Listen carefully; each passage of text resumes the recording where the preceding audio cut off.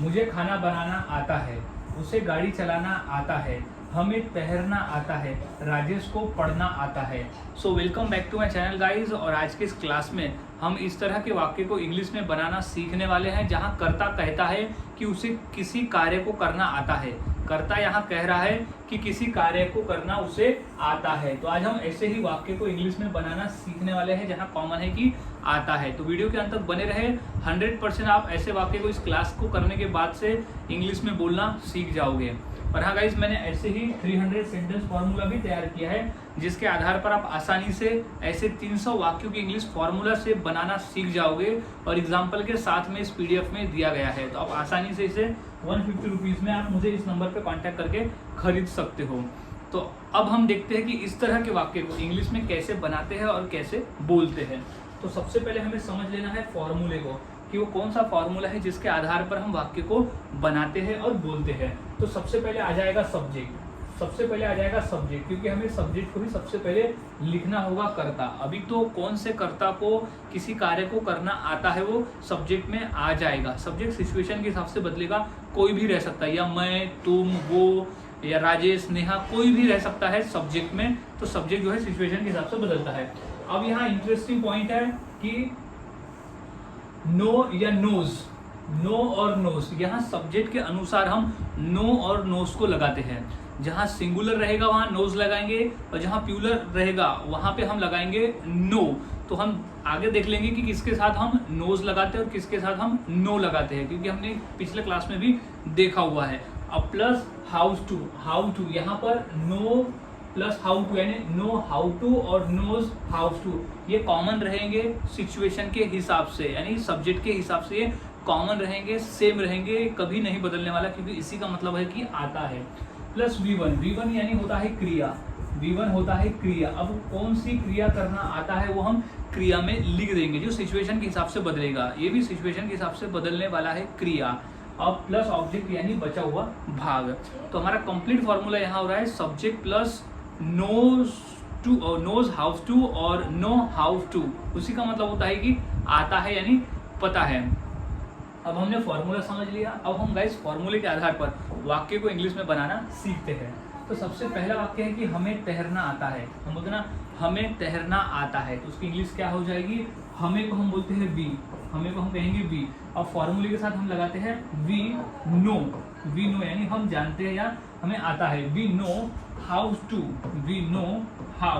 To, क्या करना आता है? तैरना। सब्जेक्ट हमारा वर्ब क्या है? तैरना। तो how we know how to swim, यानी हमें तैरना आता है। तो we know how to swim. अब नेक्स्ट वाक्य है कि राजेश को पढ़ना आता है। राजेश को पढ़ना आता है, राजेश पढ़ना जानता है। तो हमारा सब्जेक्ट है राजेश, हमारा जो सब्जेक्ट है वो है राजेश। अब किसी का नाम रहा तो हम लगाते हैं नोज, जैसे राजेश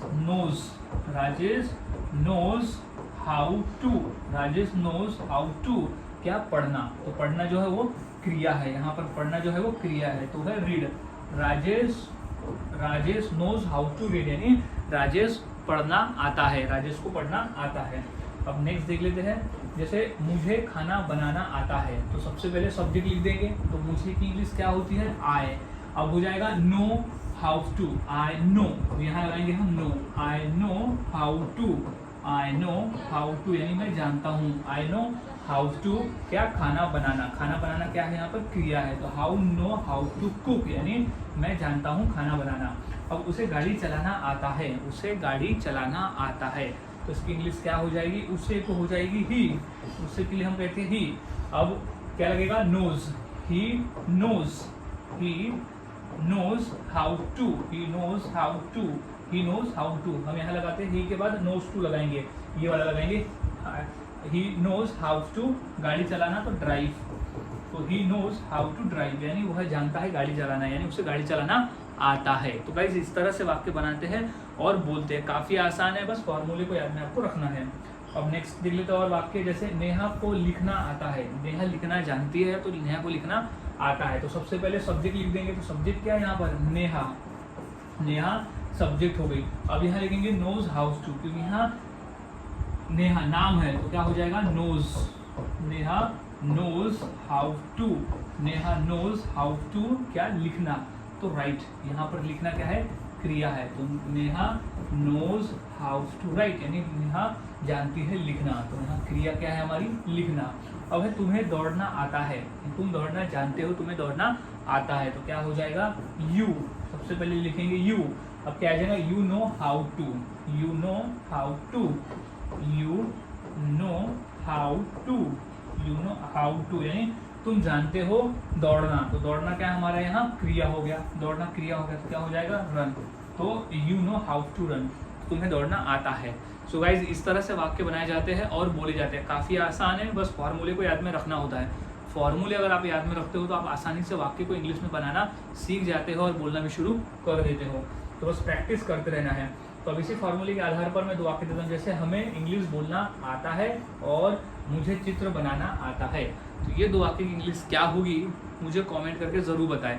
और वाक्यों की प्रैक्टिस करते रहे, जितना अधिक आप प्रैक्टिस करोगे उतना आसान है और उतने ही आसानी से आप ऐसे वाक्य को बनाकर बोल सकते हो। सो गाइज आज के इस वीडियो में हमने सीखा कि आता है यानी किसी कार्य को करना आता है कौन, नोस हाउ टू और नो हाउ टू के माध्यम से बनाकर बोल सकते हैं रोजाना के इंग्लिश में। सो मिलता हूँ ऐसे ही और नए फॉर्मूले के साथ अगले वीडियो में। तब तक के लिए चैनल के साथ बने रहें, वीडियोस को देखते रहे और इसी तरह से प्रैक्टिस करते रहे।